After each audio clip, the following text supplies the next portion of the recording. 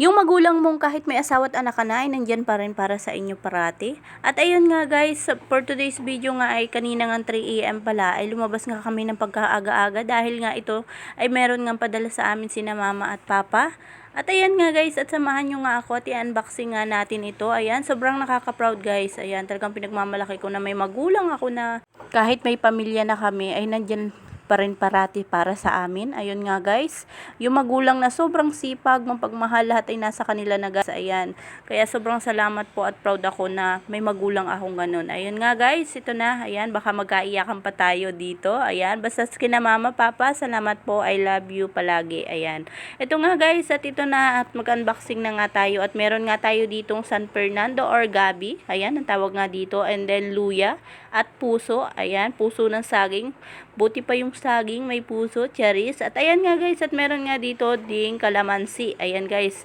Ayan, pag may tinanim, may anihin talaga guys. Ayan, pag sa probinsya, pag masipag ka lang, ay talaga namang hindi ka magugutom. At ito nga guys, at merong padala din sina mama na gabi. Ayan, ang dami nga nilang padala guys, na mga gulayin. At hindi na nga namin ito bibilhin guys. Ayan, puso ng saging. And then, ito nga, may saging na latundan. Ayan, tordan. Ano bang tawag sa inyo niyan guys? Tagang sinulit ni na mama papa yung pagpadala dito sa amin. Ayan, sobrang nakakatuwa talaga guys.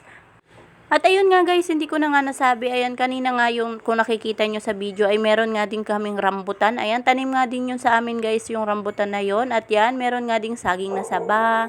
Ayan, niyog.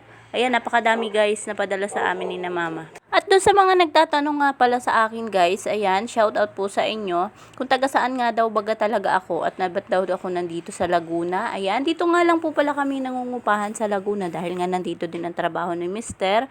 Ay taga Mulanay, Quezon Province po talaga ako. Ayan nga guys. At ito nga padala guys ay galing pa nga ito ng Mulanay, Quezon. Ayan, ban po na door to door ang pinagpadalhan nito. Ayan, may bayad guys na 500.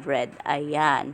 Ayan nga guys. Pero yung 500 naman guys ay napakasulit naman dahil nga ayan, napakadami ng padala sa amin ni na mama. At ayun nga guys, hindi ko na nga pala nasabi kanina, no. Ayan, meron nga din pala kaming isang sakong uling na bao. Ayan guys, yung sako na malaki guys, yung bimig ang tawag sa amin. Ayan, ayan, mga taga-probinsya lang ang makaka-relate for sure dito guys. Ayan nga.